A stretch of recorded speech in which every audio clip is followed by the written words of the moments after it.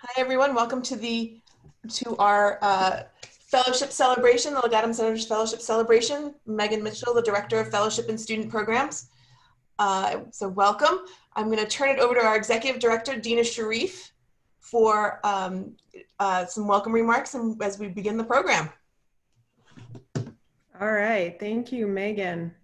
I'm just getting familiar with all the numbers increasing in participants. Okay, for those of you who don't know me, my name is Dina Sharif. I'm the Executive Director of the Legatum Center. Welcome to all of you who are joining us virtually.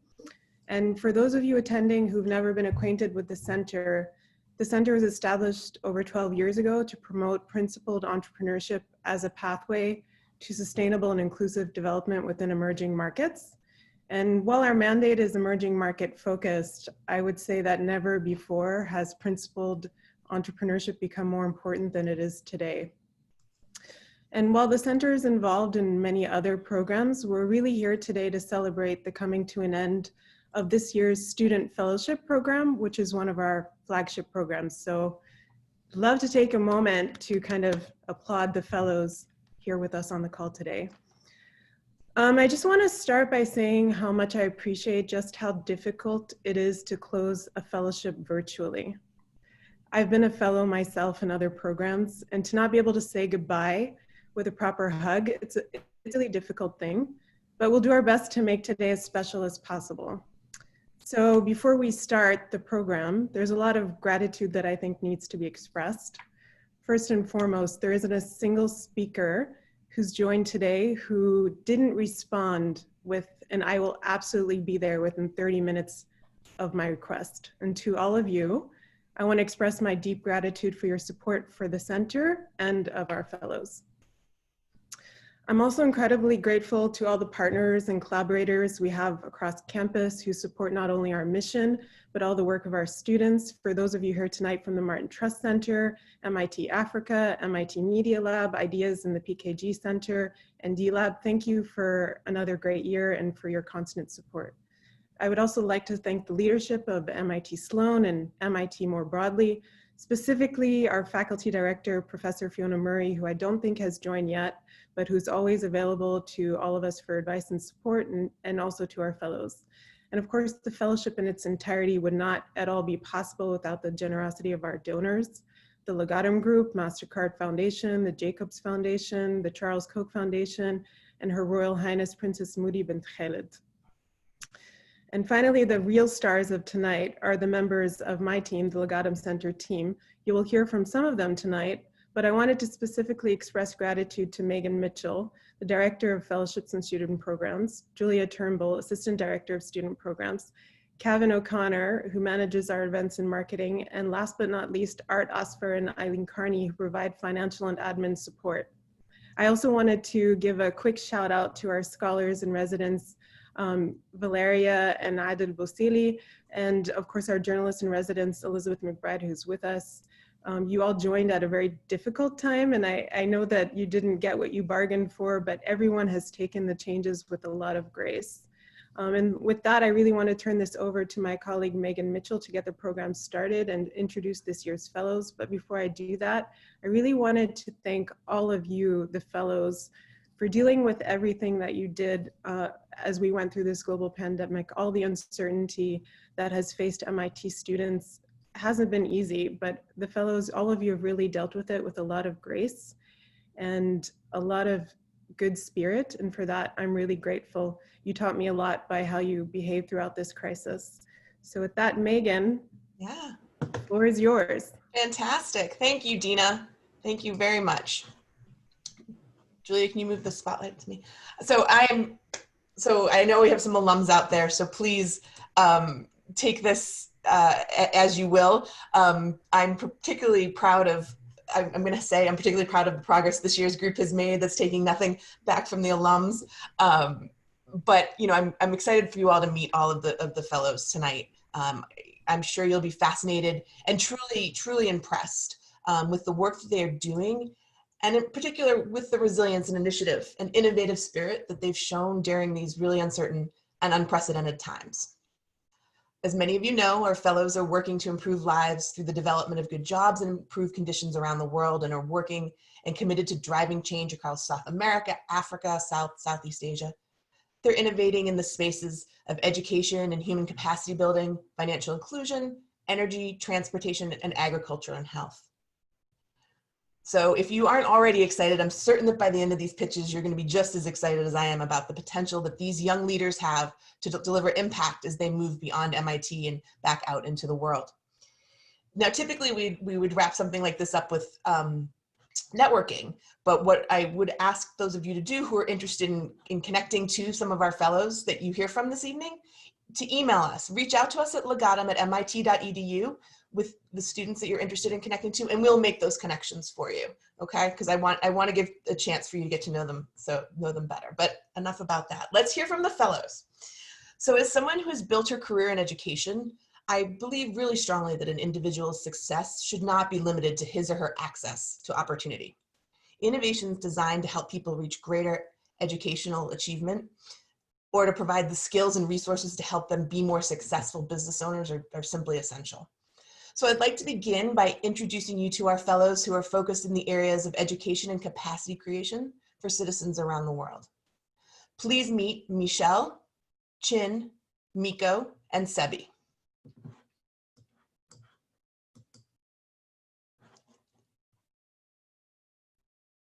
Thank you all for joining us tonight. I'm Michel Mose, second year MBA and founder of Lara. Today, more than 19 million students are pursuing post-secondary education in the US, but many more lack the resources to enroll. At the same time, scarcity of skilled workers has led to a nationwide labor shortage in occupations such as welding, nursing, and construction. And those typically pursuing degrees in those fields are non-traditional students that lack access to private funding and have exhausted their federal funding capacity. At Lara, we are increasing educational access to these students by offering income sharing agreements. These are more flexible ways of financing education where students pay a fixed amount of their income for a certain number of years only when making an income above a threshold. This aligns incentives between schools, students, and lenders. We will issue our first ISAs after the summer of 2020, and we are looking to grow our team. If you're willing to help us in any way, please get in touch. Thank you very much.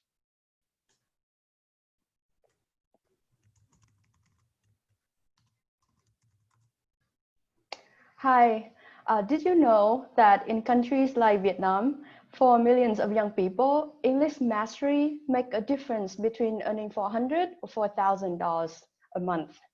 My name is Ching, and I'm from the MIT Integrated Design and Management program.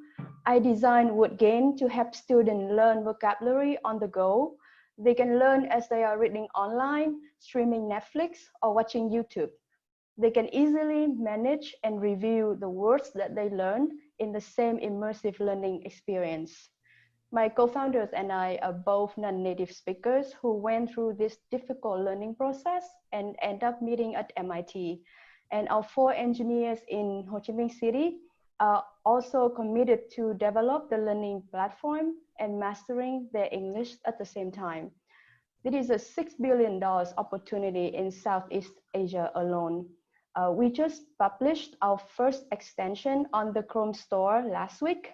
Please download WordGain Chrome extension, give it a try, and send me any suggestions you might have. Thank you.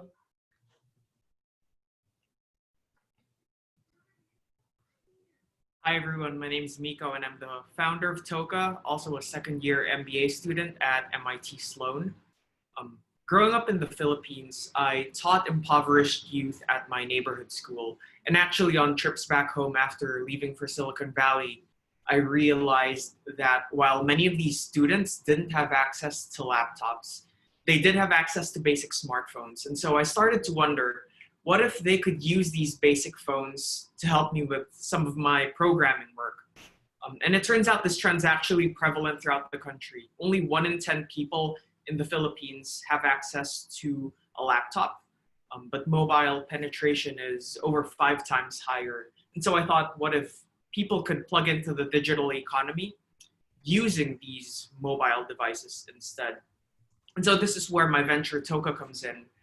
app users can generate income by performing very simple tasks on their phones that still require the human touch. So for example, identifying cars and pedestrians in photos taken at odd angles. These tags can then be packaged up and used to train machine learning models later on. From our research, unemployed youth can tag these images for about half the cost that is currently being charged in today's market. $2 billion actually is spent on training data every year, and this number is only going to increase with the rise of AI tech. And so at Toka, we aim to make this data more available for machine learning programmers, while at the same time creating economic opportunity for some of the world's most marginalized. Thank you.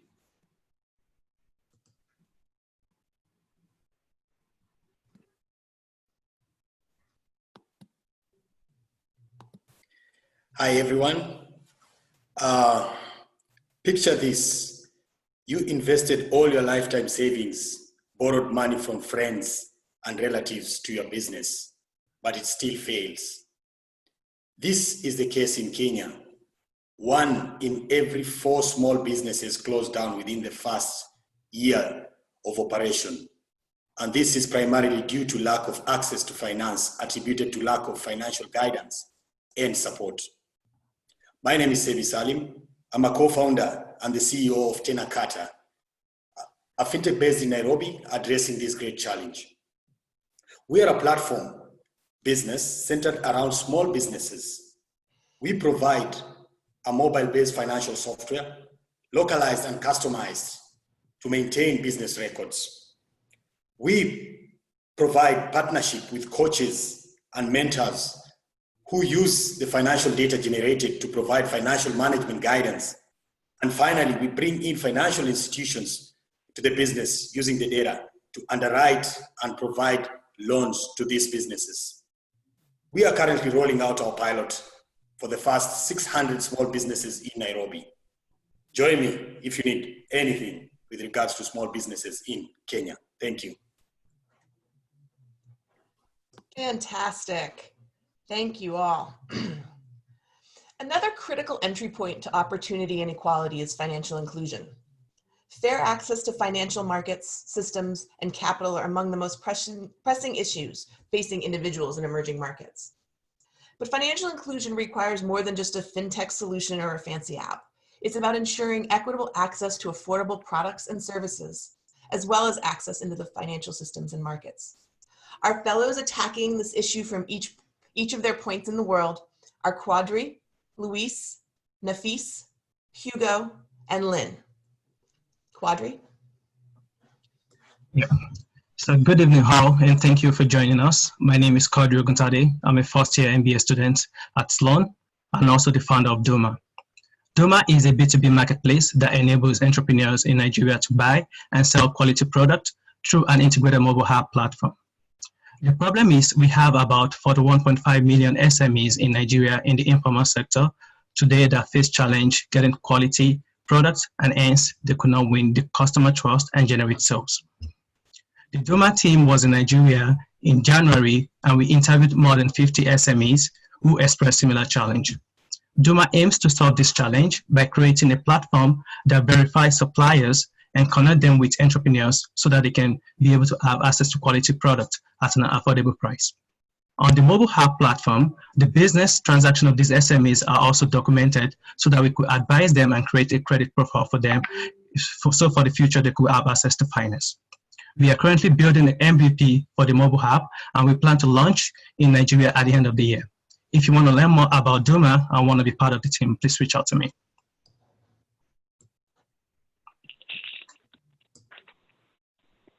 Did you know that Mexico exported $350 billion worth of goods to the US last year, making it the US second largest trade partner in the world? Yet, Mexico's 33,000 SMBs account for only 9% of the exports of the country, compared to an average share of 34% for OECD countries. How is this possible? International trade requires capital that banks are not providing, so SMBs are forced to finance their trade partners without the capabilities to do so. That is where AN comes in. We provide SMBs with a digital tool to outsource financing so they can focus on growing their business. We're starting with a non-recourse factoring solution, where we pay Mexican exporters a portion of the value of a shipment they have already delivered to the US importer.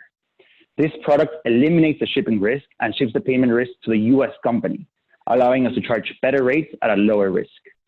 As we ride the wave that is digitizing the trade industry, we see opportunities to expand to a huge range of financing solutions for companies on both sides of the border. My name is Luis Torres, and I'm a second-year MBA student with experience in the pride and finance industry. If you want to learn more, please reach out. Thank you. In Lahore, Pakistan, there is a similar pitch competition happening today. In fact, Pakistan has a lot of potential in entrepreneurship and technology. It's the 5th largest population in the world.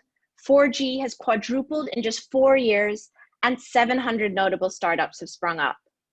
But you've never heard of any of them. Usawa Investments, my company, will change this. My name is Nafis Ahmed, and I'm the founder of Usawa Investments. We aim to connect entrepreneurs and investors in Pakistan. The richest individuals in Pakistan have an asset base of 30 billion US dollars and want to invest in startups, the right startups. And at Usawa, we find the right startups through 2 key innovations. 1, psychometric testing to vet entrepreneurs for grit and integrity, and 2, predictive analytics to evaluate business potential. If you're interested in hearing more, I hope you'll reach out.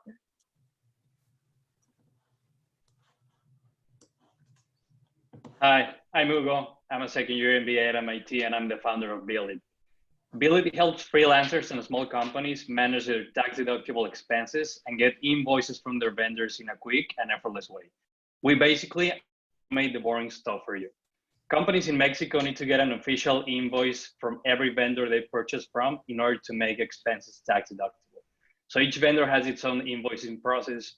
Some have a designated website, usually provided by a third party, where their customers input information and get an invoice for the purchase. Other vendors will only offer you an invoice inside their premises, which you can get printed or emailed, but very often you need to wait in line for a long period of time.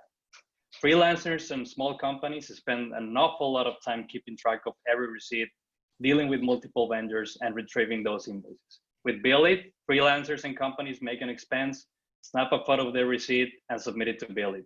From there, we retrieve the invoice, send it back to the user, and record in a simple and clean interface where users can request reports and statistics. With Billit, users can have more time to do important tasks or just take a much needed break. If you want to learn more, get in touch with me. Thank you.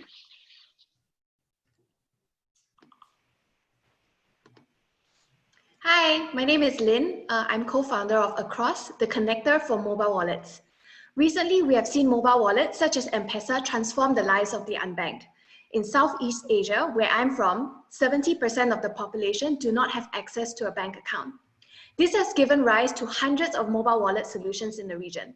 However, there are some challenges. People are getting confused and fatigued by the large number of mobile wallets out there.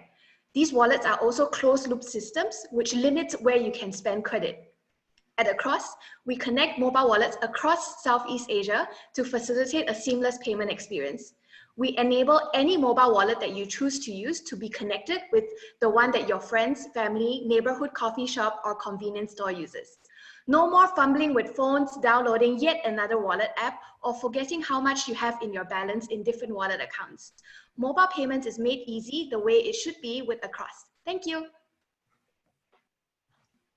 Thank you, Lynn.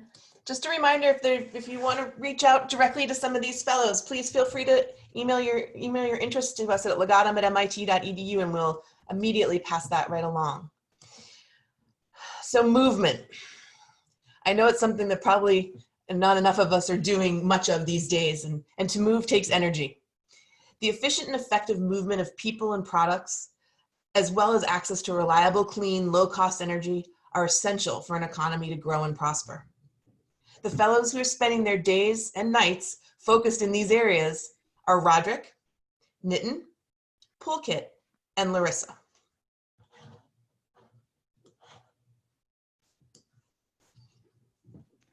Hi, I'm Roderick, and I'm the co-founder of Sakai. So imagine if you had to get around New York, but without the help of app or an app. Well, apps that we can usually rely on simply do not cover the key modes of transport. And so that's where my venture comes in. Sakai is a navigation app that's tailor-fit for developing countries that rely heavily on informal transit, such as jeepneys, shared vans, and tricycles. By combining all these multimodal transit options, we can provide you the best way to get you to your destination. And so as of January 2020, we've hit 10 million searches, 150,000 monthly active users, and the #1 spot of the Play Store and the App Store in the navigation category of the Philippines. So if you're excited about moving people in developing countries, then please reach out to me. Thank you. Hello, everyone. This is Nitin. I'm a co-founder of Digilytics. Also, I'm a PhD student in mechanical engineering. In fact, I'm defending tomorrow. 30% of India's total electricity consumption and 5% of annual CO2 emissions can be reduced by efficient demand-side electricity management. At Digilytics, I'm developing AI and IoT solutions to help commercial building owners in India to reduce their electricity spending. So we go to factories and we go to buildings, install wireless sensors, gather electricity consumption data, and build analytics on top of them to help them identify and overcome areas of inefficiencies. And we want to make this possible without any upfront cost to the building owners, and we will then generate savings for them from day one. So if you're interested in this space, please reach out through Legatum Center. Thank you.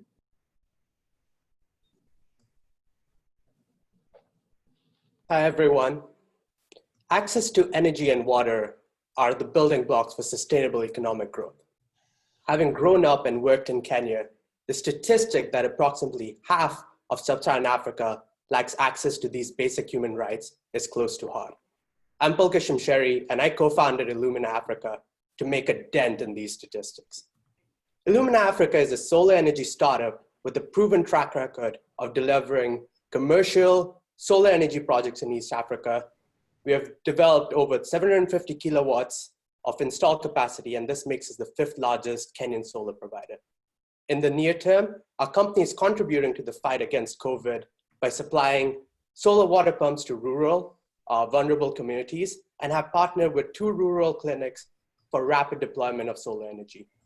Longer term, we're committed to developing mini-grid infrastructure and using that electricity to pump water to not only provide electricity, but also water to communities. This not only builds capacity for further growth, but also makes mini-grids a financially viable business model.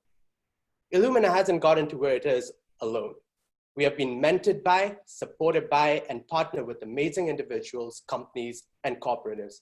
And that is why I sit in front of you here today. If there's anyone involved in powering East Africa through COVID, or know anyone that is, please reach out to us. And also anyone that's involved in development of mini-grids and innovative financial instruments of setting up mini-grids, I would love to connect and pick your brain. Thank you. Hi, everyone. I'm Larissa, a co-founder of Linkwide. MRO buying is inefficient. Organizations spend a disproportionate amount of time sourcing and purchasing maintenance, repair, and operations items, or MRO for short. There's a long tail of fragmented suppliers. Assessing their quality is hard, and companies have low bargaining power when buying one-offs. Linkwide is the e-procurement solution for sourcing these parts. Strategically positioned in the supply chain, we streamline communication, consolidate orders, and use volume to increase bargaining power for our clients. Linkwide provides optimal services on unplanned purchases while using data to optimize inventory levels. The COVID-19 crisis has pushed us to apply our infrastructure and consolidation power to help companies in Mexico source medical equipment for the safe return of their employees back into the workforce. We are looking for companies to try our services and investors to help us grow our operations. If you know anyone who might be interested, please get in touch. Fantastic. Thank you. So just today, at the very top of the New York Times website, was an article showcasing the fact that 1 in 5 children in the US are currently not getting enough to eat. And that is reportedly 3 times higher than the number of children who faced similar situations during the 2008 recession. But while many of the factors in the article point to these US numbers being exacerbated by the pandemic and time away from school for many children, food insecurity is an ongoing reality for far too many people globally. The agricultural value chains are ripe for disruption and innovation, and our fellows are thinking very carefully about how their ventures can ensure a world where value flows to the right people and that our food systems are working to provide adequately for everyone. At this time, I'd like to introduce you to Ezene, Sahil and Josh, David, and Fatima and Mercy.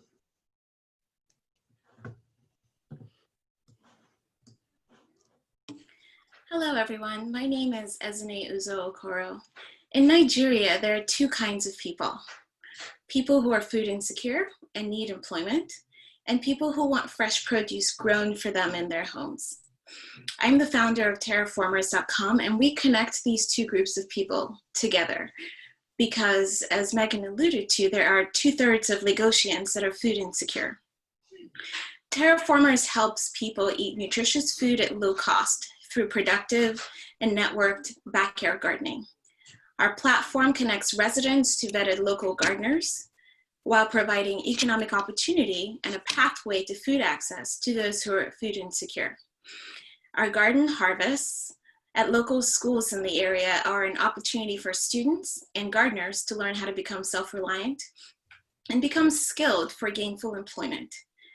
Please reach out if you have a passion for advising urban-focused or food-focused startups. We'd love to talk to you. Thank you.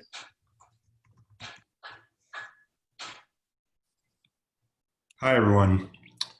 95% of cashews are exported raw from Ghana for about 45 cents a pound with absolutely no value addition.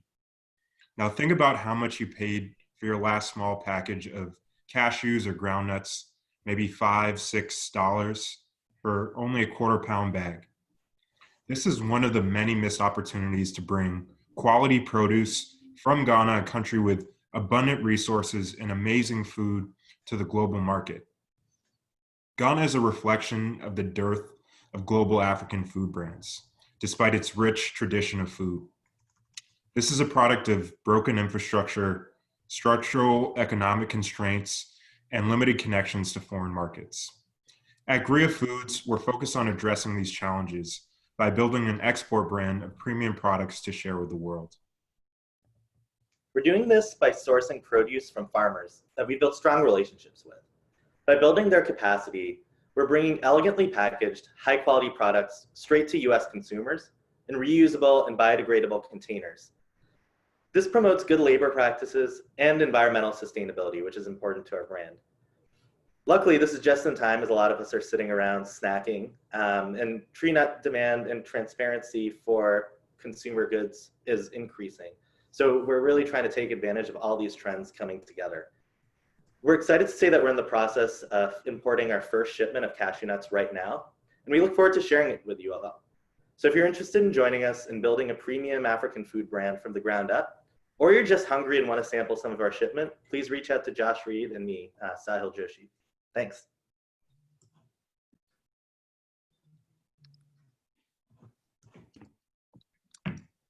With an expected world population of 10 billion by 2050, guaranteeing food security is going to be the focus of the future. To this end, some people are starting to look at the oceans as constant food suppliers. However, for the past 30 years, climate change, pollution, and overfishing have threatened global seafood stocks. In fact, it is estimated that about 70% of the world's fisheries are now overexploited. Aquatic farming or aquaculture could be the solution. However, despite its pristine geographic location and climate, less than 1% of seafood is farmed in the Caribbean. My name is David Miranda. I come from Puerto Rico, and I am the founder of Mare Pesca. We aim to bring aquaculture to the Caribbean and are partnering with marine experts to launch a pilot study this fall, where we aim to farm tropical fish species in the southern coast of Puerto Rico. This way, we hope to develop a much needed, robust, and sustainable aquaculture industry that supplies the Caribbean and the world.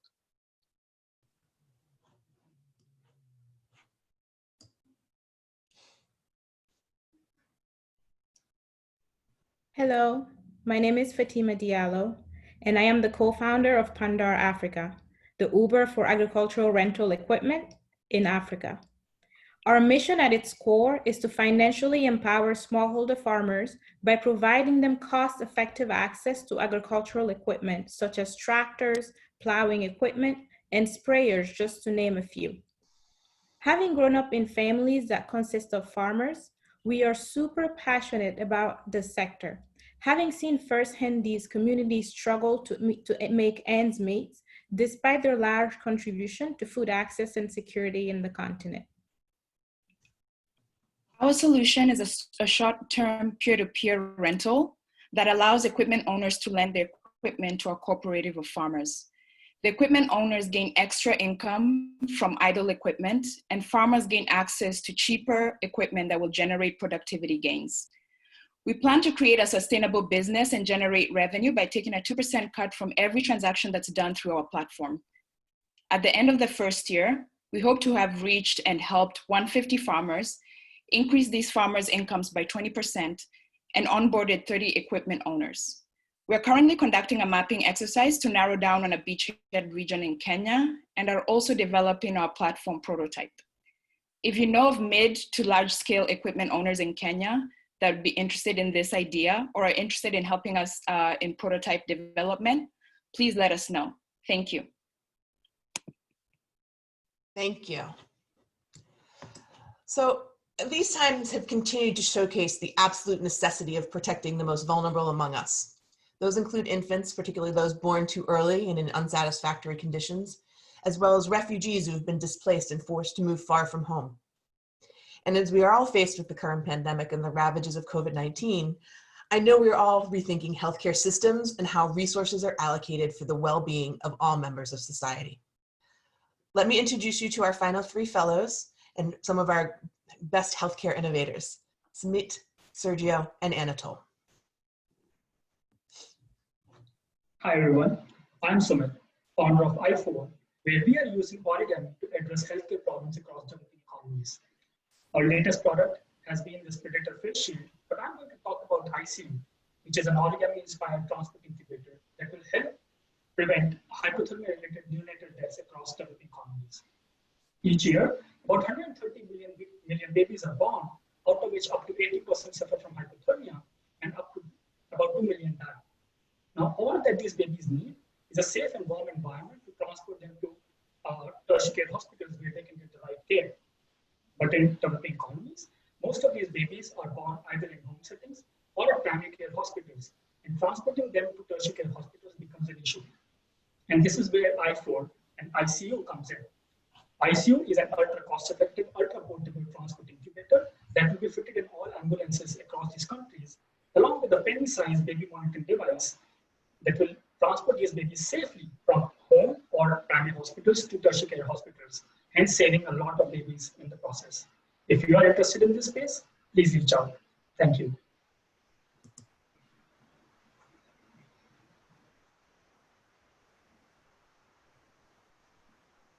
Hi, everyone. I'm Sergio Medina, and I am a graduating executive MBA student. And for the past couple of years, I've been working at the organization that I founded, RISE, on education and school meals for refugee children in Kenya. And our focus is on 80,000 kids in the Kakuma refugee camp.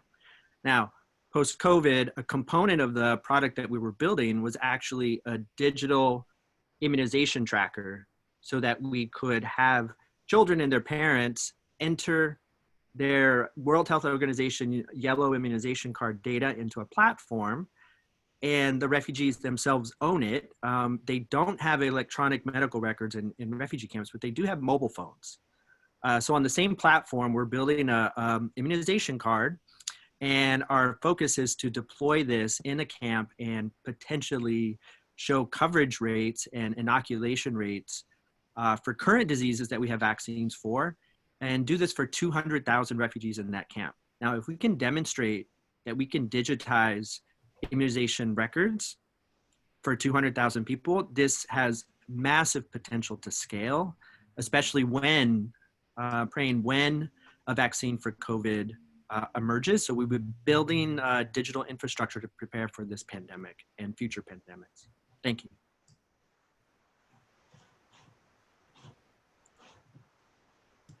My name's Anatole Melanie Hansen. I'd like to thank the Legatum team and all the fellows for a great year. 4 years ago, we launched a novel technology to deliver anonymous contact tracing for patients diagnosed with HIV or a sexually transmitted infection. The S60 service uses SMS and email to inform the contact of their infection risk, and then we signpost them to a local service. And then 2 years ago, we developed a booking module so that we could ensure accurate linkage to care to a local and appropriate clinic. We've now expanded this solution and developed a contact virus tracker, which to deliver effective contact tracing for COVID-19. And we've designed this to amplify the frontline contact tracing services so they can actively deliver a more effective suppression phase for this current pandemic. So if you any contacts in the healthcare space, then please do reach out so that we can expand and deliver this solution to as many places as possible. Thank you very much. Thank you, Anatole. Fantastic. So, ladies and gentlemen out there in the world, I think you can understand why I feel so lucky and fortunate to be able to work with this amazing group of students. And hope you agree with me. I know you agree with me that this is the next generation of agents for change who are going to transform society and really improve the global well-being. So that completes the pitch portion, but we have another really exciting segment of our program this evening. And just as a reminder for those of you who do want to reach out to some of the fellows, legatum at mit.edu. But for the next session of the program, we've actually assembled, as Dina referred to earlier, our class speakers from just about every class speaker we had this semester, and some folks at the center to provide their reflections and feedback, each 1 minute on what they heard.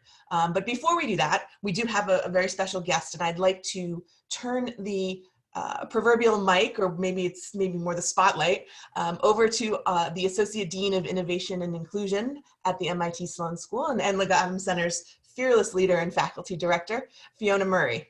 Fiona. Great.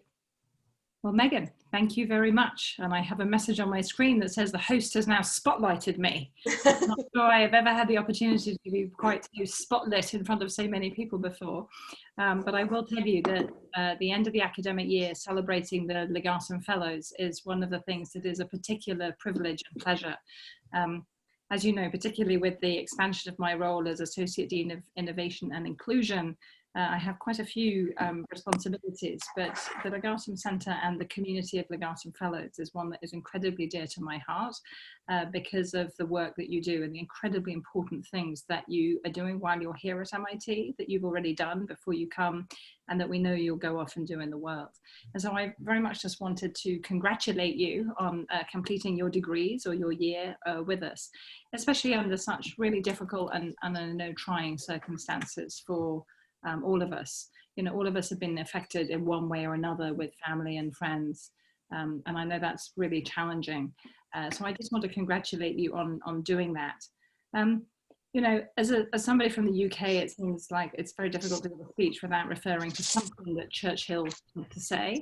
But I actually have discovered a new quote of his that I just wanted to share with you because it just made me feel a little better. And he says that a pessimist sees the difficulty in every opportunity, an optimist sees the opportunity in every difficulty. And it seems to me that now more than ever, our community really needs your passion and your optimism. In every single one of the pitches and presentations I just heard, there's a sense of the possible, and there is a real sense of optimism that we can actually really make a difference. We need your purpose. We need you to be, purposeful in the big challenges that you take on. And we also really need your determination to be principled entrepreneurs. And that is such an important thing to us. And we're really happy that you were able to spend this year together really building that community, because I know that in that community comes a real strength so that when we get into these difficult times, we can really all pull together. As I say, I know that these difficult times have affected all of us in one way or another, sometimes very, very personally and other times, but we all know somebody and people who are affected and are being affected. And part of as we think about how we choose our Legatum Fellows, you know, obviously we need people who are smart and determined, but we're also selecting you because we know you're innovators who want to focus on really significant challenges. And today we're seeing a lot of that innovation and what I think of as this crisis innovation, providing solutions to some of the really pressing and immediate problems that we have today, particularly in the healthcare crisis that is actually sort of the thing that's right in front of us. But I also know, and I think we know, that there's a huge opportunity tomorrow for the kinds of organizations and businesses and ventures that you're building to help with both the economic and the social recovery.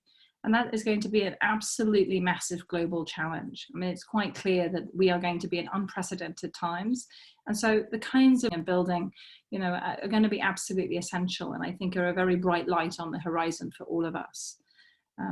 And so we know that the only way through all this really is to focus on innovation and this whole innovation engine that you are critical parts of, because we know that's the engine that drives entrepreneurial ventures.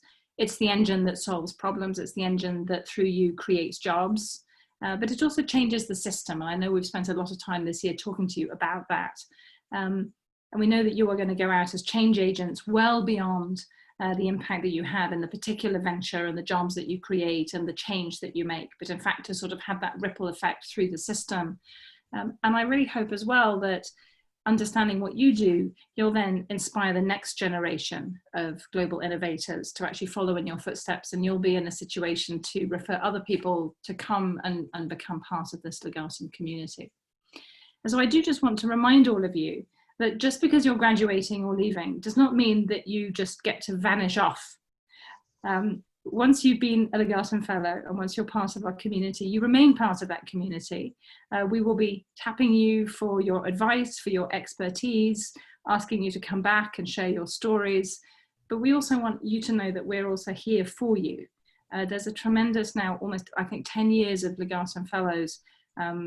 They are there for you too, and so you join that community. But you know, as you think about your next steps, as you build out your ventures, as you try to build teams, if you need guidance, if you need referrals, that's part of what we're here to do. Is we're here to continue to support you in that as part of our community. And for me, that is what's quite special, is that you do come together not just as individuals, but really form a community that I think does have that passion and purpose that just means so much to us at MIT. I do want to say though that that community is led incredibly ably by an amazing team. My job in being the faculty director at the Legatum Center is incredibly easy actually, because the team is wonderfully led by Dina as the executive director, by Megan, who is hosting us, I think, here this evening and has introduced all of you, you know, with such efficiency and grace, but also such pride. I can hear the pride in Mega's voice as she introduces all of you, with Julia and Kevan and the rest of the team. And so I'm extremely appreciative. And I'm also very appreciative for all our supporters, the philanthropists and donors who really do support our work and drive us to do more. Each time we think that we're sort of doing something new and different, they ask us to do more and do better. And so it's an important mission and one that we take really, really seriously. So with that, I just want to thank all of you again and congratulate you, because this is a really special time, even if we're sitting, or perhaps especially because we're sitting distributed around the world. Now, Megan, having said that, yes, is it now my job to introduce Maria? Please. Absolutely is. Okay, well, so then I am extremely honored to introduce Maria Kozlowski. I hope I've got that correct. So to introduce Maria Kozlowski. Maria is actually an MIT alum. She graduated from MIT with a degree in mathematics, which means that she surely has a degree from one of the toughest departments at MIT. So that is something that I don't see very often, and is extraordinarily impressive accomplishment. She's gone on to have a really successful career in a whole variety of different organizations, public sector, private sector, global organizations. And most recently, she's global head and chief investment officer of private equity at the IFC. And so Maria, if I can thank you very much for joining us. And turn the spotlight, as I think we now call it, over to you to share your thoughts with us. Well, thank you very much. Actually, I'm really excited to be here. I thank you so much for having me. I can tell all of you on this webcast, I'm definitely feeling the difficulty of going through the end of school and not having the same experience. I have 2 kids that are in college. I have a senior in high school. So we are experiencing all of the school-related upheavals like you. And most of my family actually is in Massachusetts. So I hear a lot about what's happening in the Cambridge community. And I know many of you are now dispersed back to your home countries, but we will get through this. I like to be an optimist, and let's look forward to a time when we can all gather, and hopefully this class will plan for a time in the future that you can share this time maybe in person, and also share how your various ventures are doing. I'm excited to hear about them. So I do currently head up IFC's business, investing in private equity funds and venture capital funds in emerging markets. And since so many of your ventures cover that part of the world, I thought I'd just share, look, what we're actually seeing on the ground. A lot of it is tough news, but I think it's worth at least sharing some of this so you can see from a development finance institution what we're trying to plan for. IFC is invested in over 330 funds across all the regions in emerging markets, and there's something like 3,000 odd investee companies underlying that. And we had to just go through an exercise, reaching out and taking the temperature across the board as to what is going on. At this point, in terms of valuations, we're expecting things to fall. Our valuations are all down in aggregate 15% at the end of March, and that is because of COVID. I mean, emerging markets has been a tough place to go recently, and COVID is starting to have an impact. Dina asked me which sectors are hardest hit. I think that was part of her email, and I don't think it's surprising to any of you to know that certainly travel, tourism, entertainment, in-person education, the healthcare system, while it's seeing a lot of demand, is trying to plan for if it hasn't come, what is coming. But then we're starting to see microfinance, institutions that were providing money to smaller businesses. That's going to be a hard hit sector, and SMEs in particular. So all of that is where we see, I would say, pain of varying degrees. It's not the same in all markets, but it's tough. And while there certainly are sectors where there's likely to be a pickup, logistics, e-commerce, all of these digital services, many of the things I think these ventures are going into, we do see positive trends there.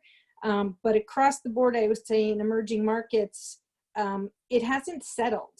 And even companies that are in sectors that are maybe getting more demand and more use as a result of the crisis, they're having their own challenges with inputs. And I would say for all of you, as you think about your businesses, really start to think about, it's not just the first order impact. Like, it's easy to see that the travel sector is down or tourism is down, but those are what we would say like first order impacts. It's the second and third order impacts that need some attention, because all of those businesses have many companies that supply them. They have customers that are impacted. And that's, as we look forward, I would say our prognosis in the near term is it's going to be a lot more pain. And what we expect going forward is that it's going to take time before we really understand the longer term impacts of global economic weakness. You know, when this was starting, we did see the impacts from companies in Asia, and they had a downturn. And then we saw some improved, as things settled, the curve seemed to flatten, the outlook seemed stronger. But even in those markets where the curve is flattened, the global picture and how that's going to impact everybody is now being digested. We expect communication and delivery models to change, and the whole focus on supply chain sustainability, supply chain security, that's going to be, I think, an area that we see a lot of shift and movement. Certainly many of the things you're doing, the increased use of technology can help. Data mining, I think, can help. There are opportunities that will come out of it, but if I were an entrepreneur right now, I would say spend a lot of time understanding all aspects of your business. Be in the present, you know, and look at what is the immediate impact today, what you think might be the medium-term impact, and then look at the long term, but don't shy away from what could be real upheaval in your plan, and try to address it. Look at companies that are maybe even your competitors or peers. As I listen to so many of these pitches, I've heard many companies trying to do similar things.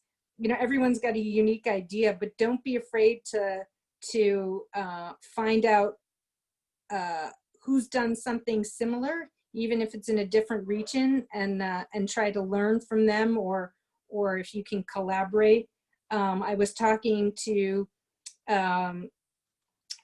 one person yesterday who is basically out there trying to go to every webinar, everything he can find online, just to kind of mine for information, and test your proposal.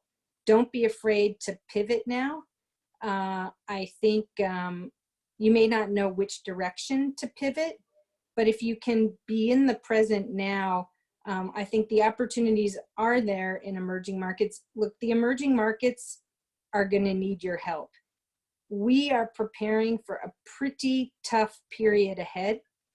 We're worried about SMEs. Even the SMEs that you are going to service, while they could use some of these technologies, they're going to be dealing with a lot of other issues. And appreciating the difficulties that they have, I think, will help you as you think about your business models. But certainly, the company that's doing the tracing, the fintech, you know, those things will have a role to play. But I do think you need to prepare for difficulties. Many of our governments in these emerging markets don't have the medical services, they don't have the infrastructure, and they've already had lots of other challenges going into this. So just don't be afraid of that, and think about how your business idea may just need to be adapted for the current circumstances. But I wish you all much luck. I get very excited when I come to these things because the ideas really are phenomenal. And even when, as I said, you know, I've seen many companies in the different spaces that you're looking at, health tech, ed tech, and so forth. But even so, people always come up with new ideas, and I think that's how we go forward. So with that, thank you for having me. And congratulations on finishing out a terrific program.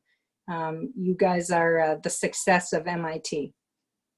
Maria, before they take the spotlight off of you, this is Dina. I just wanted to ask you just one follow-up question.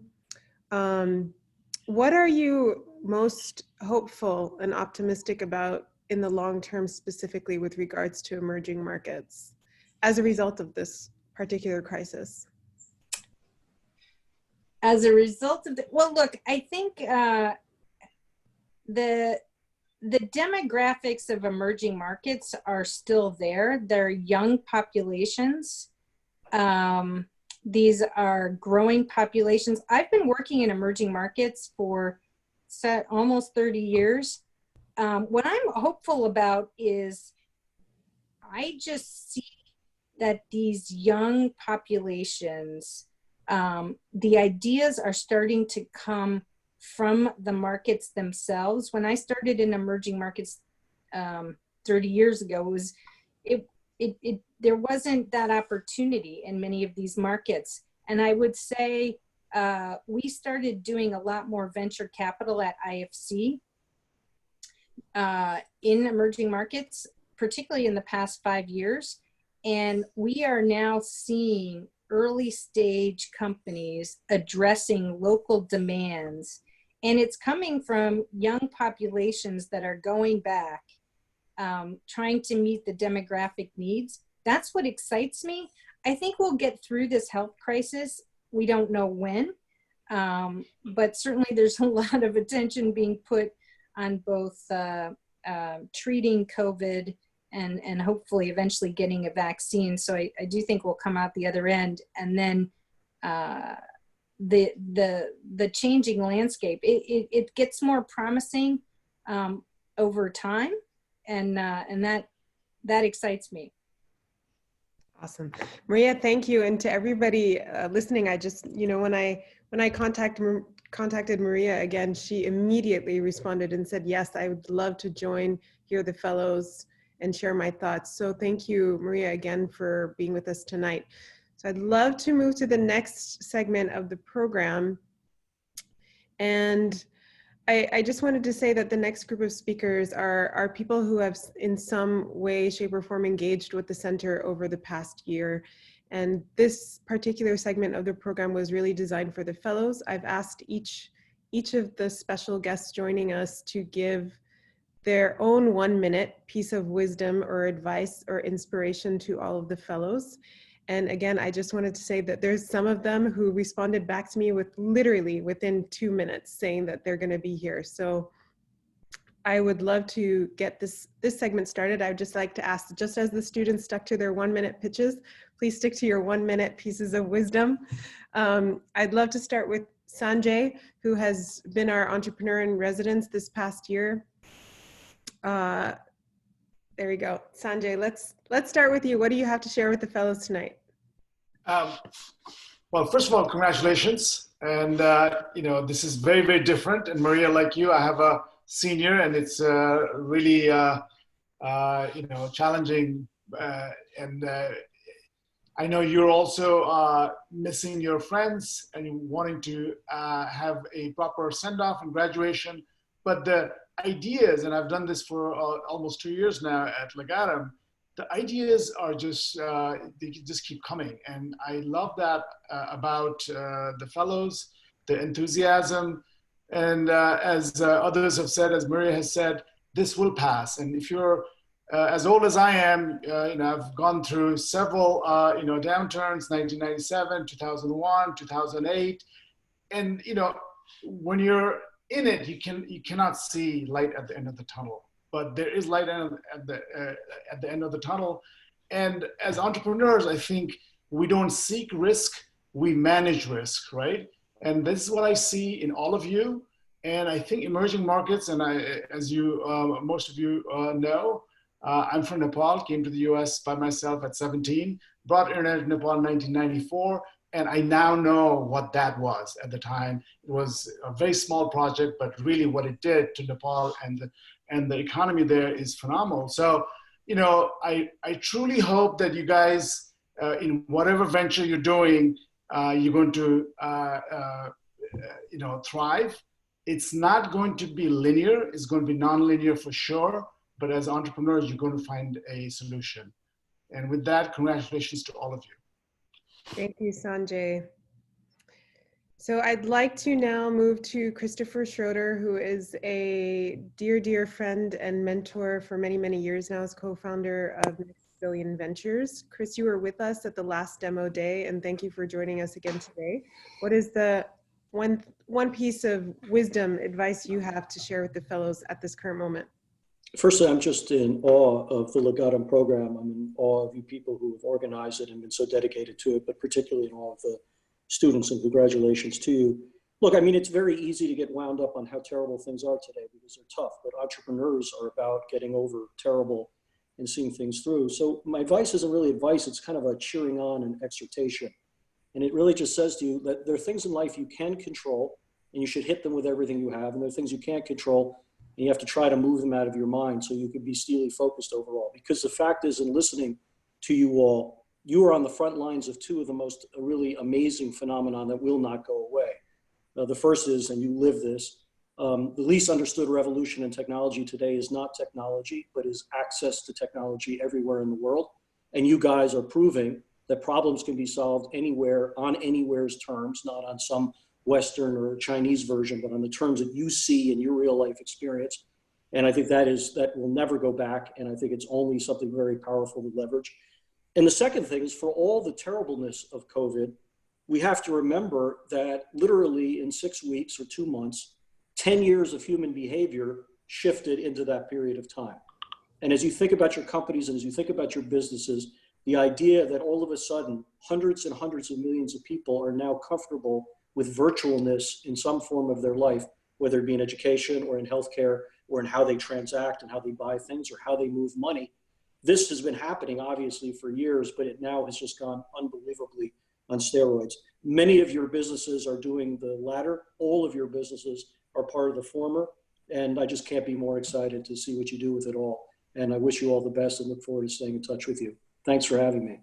Thanks for being with us, Chris. Megan McCormick. Megan is a former Legatum Fellow and co-founder and CEO of OZE. Hi, just congratulations. Those pitches were all amazing. I'm about to hit my 1-year anniversary of being out of school and back in the field.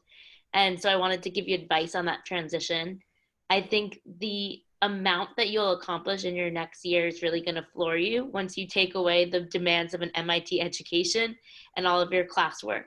So, you might be going through a really hard time, but get excited and get motivated because you're going to do so much in the next year.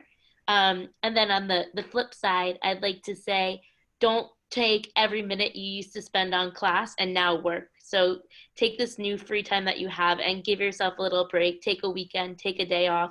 The amount that you can have recharging just by spending some time with yourself and your friends and your family is going to make that working time even more productive. And then lastly, don't lose touch with each other. I think one of the biggest things you miss when you go back out into the world from MIT is constantly bumping into brilliant people. And what COVID has shown us all is that we now can bump into each other digitally. So make sure that you don't lose touch and track of your fellows, because now, even though I graduated from my first year of Legatum 3 years ago, I'm still in touch with those fellows and they still give me enormous strength in the work that I'm doing. Thank you so much, Megan. Ifosa Ajomo is co-author of The Prosperity Paradox. Ifosa, thank you so much for joining us and for joining us in class this semester as well. What have you got for our students? Thank you. I'll be quick. First, congratulations. Really excited to see all of you graduate, even though the circumstances aren't great. Just got 3 things that I hope you'll remember. The first is that struggle is, in the journey all of you are going on, struggle is the norm.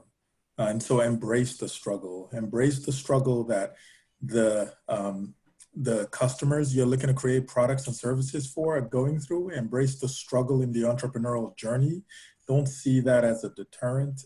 Embrace it, because that is literally part of the entrepreneur's journey. The second thing is you will get a lot of no's, but that's okay. You'll be in very good company. Henry Ford got a lot of no's. Mo Ibrahim got a lot of no's. Steve Jobs got fired. So you will get a lot of no's, but just understand that that's part of the journey. And the last thing is all you need is one yes. And so just keep chugging along as you continue to build these organizations. You'll refine your model, you'll refine your business, you'll understand your customers better, your environment better, and you will get that yes and those people who believe in you. And you've got Legatum at your back. If I can be helpful in any way, let me know. Thank you for all you're doing. Thank you, Fosa. Next, we have Winston Chang, Creative Ideation Chief and Oasis International, and also a very, very dear friend. Thank you. Congratulations. And I was thinking about what to tell you and what to leave you. And I was thinking about one of the things that followed me through all of my time in the commercial sector. And it's something I learned from the military on leadership. And I feel like I had an opportunity to learn a lot of the principles that the military advocates, but then see how it's applied in sort of the civilian sector. And this one I see a lot of people get wrong. And that's why I wanted to leave you with this. The core principle, and I think it ties in phenomenally well with principled entrepreneurship, is that as a leader, you should always be pursuing respect, not pursuing being liked, essentially. And you can't control people whether they like you or they don't. But if you're the type of person that makes consistent good decisions, value-based decisions, and you uphold your principles and your own honor code, then even the people who dislike you will respect you. And that's because respect is earned. So that's sort of my word of wisdom that I leave with you. And I wish you the best, and I hope everything is exciting. And thank you. Thank you, Winston, so much. John Michael Schurt, my fellow Eisenhower Fellow, but also artist, entrepreneur. Thank you for coming and speaking with us this semester as well. Yeah. So I saw you all 3 months ago. We talked a lot about uncertainty and embracing that path. And the world's giving us all a forcing function right now. And it can feel like a lot's changing and there's a lot of loss. And it's easy to focus on that loss, but I think it's also a great moment to focus on your purpose, because these moments of crisis can really clarify, give us all an acute sense of why we exist and what we're seeking to do. A lot of times I think for your generation especially, there's so many options and you might be clear on what you want to create in the world, but there can be a lot of things that dissuade you or take you away from that path. And this is a moment just to double down. The forcing function of this crisis is allowing us all to say what really matters. And when you find your purpose, it's the best guide you can have, because all the strategies, all the tactics, they all bundle up into just fulfilling this greater sense of purpose. And I think for many people in this room, there was a moment that defined us. You know, for me, it was living in New York on 9/11. And the sense of crisis that emerged gave me a purpose that I still carry out today. And so if you use this moment and let it anchor you and something bigger than yourself, and hopefully this will be a time of clarity as well as confusion. Thank you, John Michael. And Nagesh Rao, who's a board member of Enchroma and also one of the powerhouses at the Small Business Administration. Thank you for joining us today. I know the fellows haven't met you in person, but you've been a great supporter of Legatum Center. Please share your 1-minute gift of wisdom. Yes, yes, ma'am. I hope everyone can hear me okay. And it's nice to be in the company of some brilliant folks here. Look, I'll just be frank with you all. When a shitstorm comes your way, your fight or flight response kicks in. And that's been happening for the last 2 months with me and my team at SBA. And Dina is a dear friend, and she's been watching from afar through WhatsApp because of social distancing, but she, Winston team, they've been watching. So if you've been following PPP, Idle, all that, that's been my team building it out and making it happen. And one of the things that I've learned over that last 2-month process and late sleepless nights is goes back to what Winston said about respect. When you respect your team, remember loyalty is a two-way street. Respect your superiors and respect your team. And when you make sure when you work together, and you can have intellectual disagreements, but put together a team that trusts each other. If you don't trust each other and you cannot have honest conversations and transparent dialogues with each other, it's just not going to work. And so the honesty is seriously the best thing I can tell you all is remember to do it honest, transparent, and just fight the good fight. You're gonna have trying moments, and that's okay. But pick yourself up and continue the fight. Don't fly. Don't run away. Just keep on trucking through and fighting. It will work out. You just got to be patient, and you got to have faith in yourself. That's all I can tell you. Thank you, Nagesh. Jay Kothari, project lead, Glass at X, Moonshot Factory. Also, dear friend who spoke with the fellows last week, thank you for being with us today. What is your 1-minute gift of wisdom? Thanks. First of all, congratulations to all of you. Those pictures were incredibly impressive, and this program is awesome. My advice is find your superpower. Everybody's got one. Focus on it. Figure out how you can bring it to the table, and recognize that you can't do everything by yourself. I think that's a really, really big one. Start by surrounding yourselves, and you guys have done that in this fellowship, with people you can rely on who think the way that you do, who think large and think in different ways, rely on each other. I know that from the fellowship that I've done, I've relied on everybody that I've met in various different ways, and connect with them in any way you can, and offer your superpower in the same way that you're asking for help. And then the last tiny thing that I love to think about, and I tell myself every day, is focus on the problem, fall in love with the problem. Don't focus on a solution. It's the problem you're trying to solve. Congrats once again. Thank you so much, Jay. Will Hurley, founder and CEO of Strange Works, and our new innovator in residence at the Legatum Center. What is your 1-minute gift of wisdom? Well, first, I want to back what everybody's saying. Congratulations on your accomplishment. I mean, it takes an incredible amount of dedication to go through a program like you're going through, especially so far away from your homes, and willing to bring so much back to your homes where so many people travel places and see a benefit and stay there and don't go and give back to the local community. I applaud you all for that. I think that, I would just remind you that in the current crisis, both everything from the stock market to the oil prices, to the COVID, it's important to remember that General Motors, IBM, Disney, HP, even Microsoft were all founded in basically recessions or depressions. And while it's very easy to look at the negative side of all of these things, I think that this is the type of environment where your true entrepreneurship skills come through, and where you have the opportunity to actually find opportunities in this chaos. And I'd remind you that you live in the greatest time ever to be alive. I mean, you have so much technology at your fingertips, so much access and networking. You now have this MIT network that's amazing. So I would say, go out and find, how you can take advantage with the pitches that you gave us today in this climate, and take advantage of that. Thank you so much, Will. Elizabeth McBride, our journalist in residence at the Legatum Center.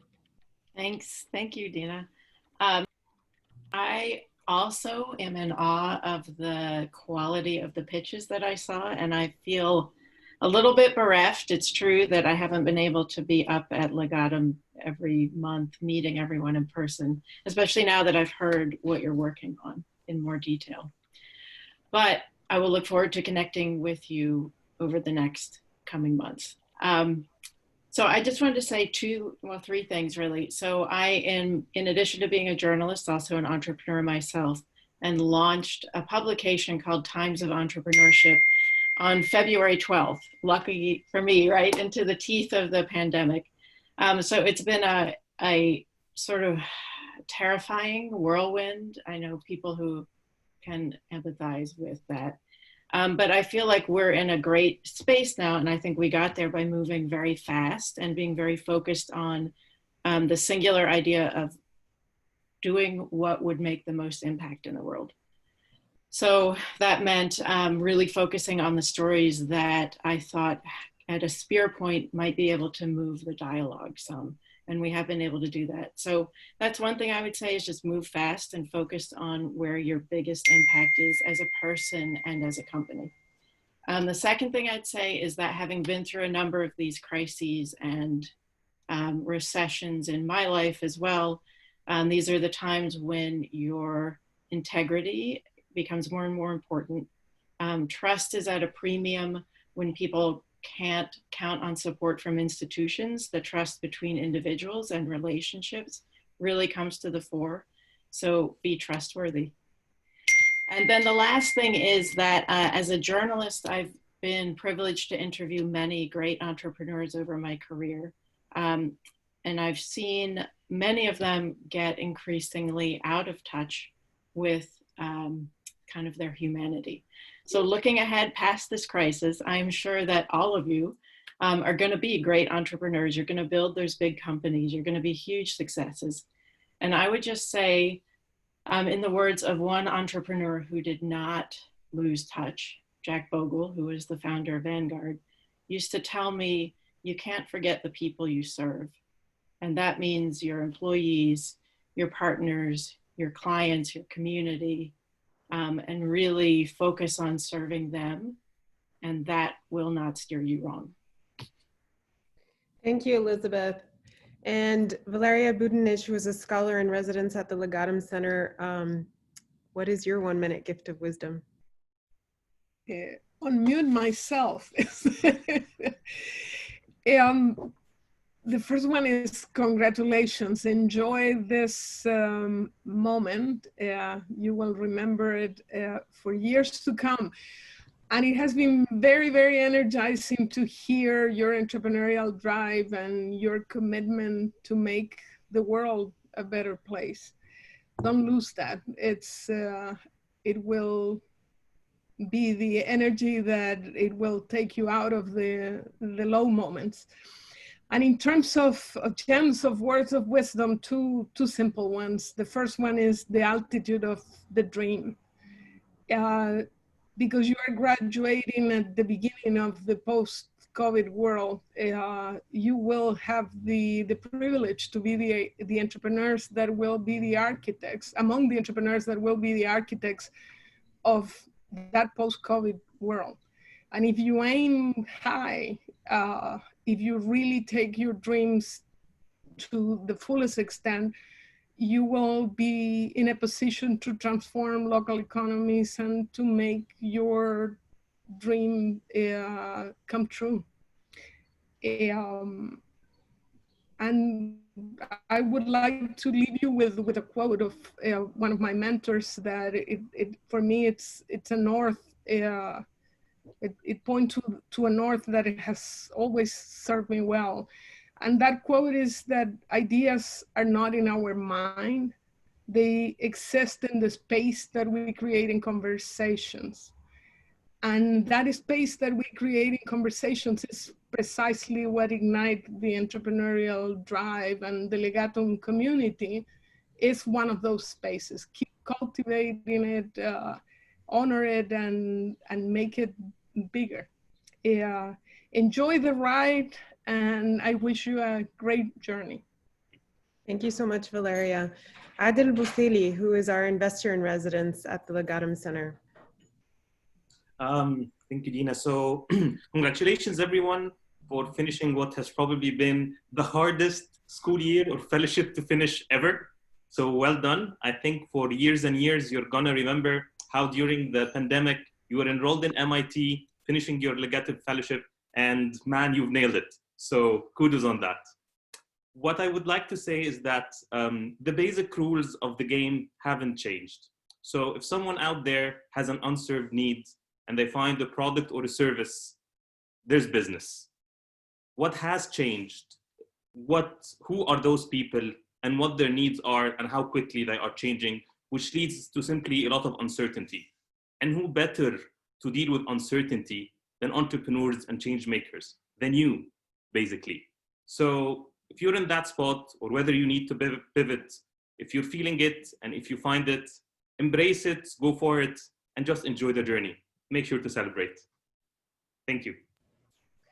Thank you, Adil. And before I move to the last person who will give you the final gift of wisdom, I feel like I also would like to give you my final piece of wisdom. And, you know, I started my own company over 10 years ago, right after the Egyptian Revolution, which kind of gave me my own sense of purpose. Thank you, John Michael, for reminding me of that. But my advice to you is to really find your tribe, find the community that lifts you up and cheers you on. Every single person who has spoken here tonight, they're part of my tribe and they keep me going. And when I'm not doing great, they lift me up. And when I'm doing great, they cheer me on. And that's a beautiful thing. And when you're an entrepreneur, it can be a very lonely journey. It doesn't need to be. So my piece of advice is find your tribe and hold on to them, and you know, give them everything that you have and take everything that they're willing to give you. And with that, I'd like to hand over the final moment to Megan Mitchell.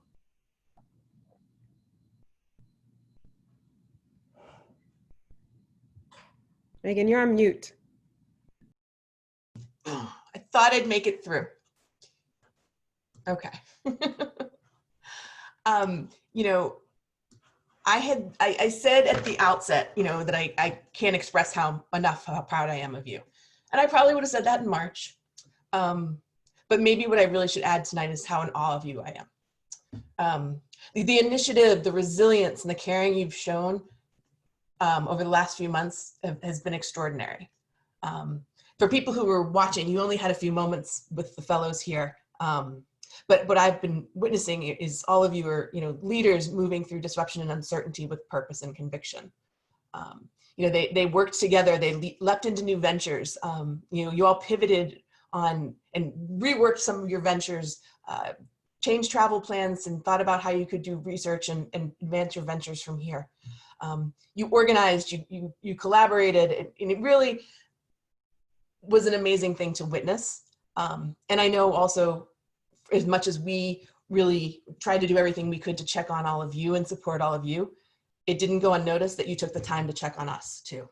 So this is kind of in keeping with what Dina had said, and that is, as you go, and what Megan said, as you go forward, remember how much you leaned on one another, whether that was in class, or was during the meals beforehand, or was it a catch up in the hallway, or in the R4 small group sessions. And don't think of this as a goodbye. Think about this as moving forward and having all these people at your back. The center, you'll always be a part of the Legatum Center family. And so please don't ever forget that, whether, you know, you're out in the world and you need something from us, or we can bring you into the classroom. So that would be my advice to you, is never forget the Legatum Center and its community is here for you.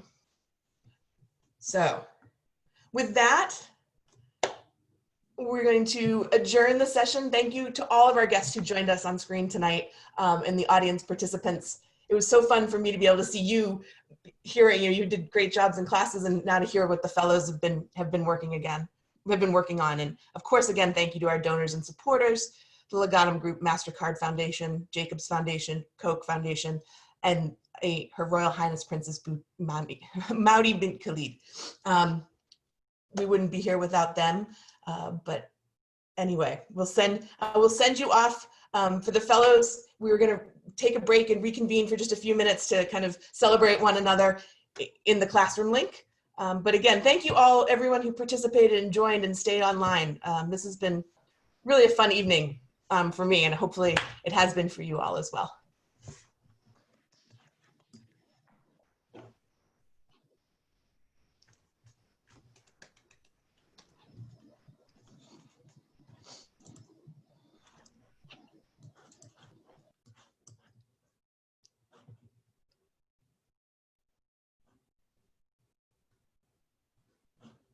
we're leaving and going to another link, right?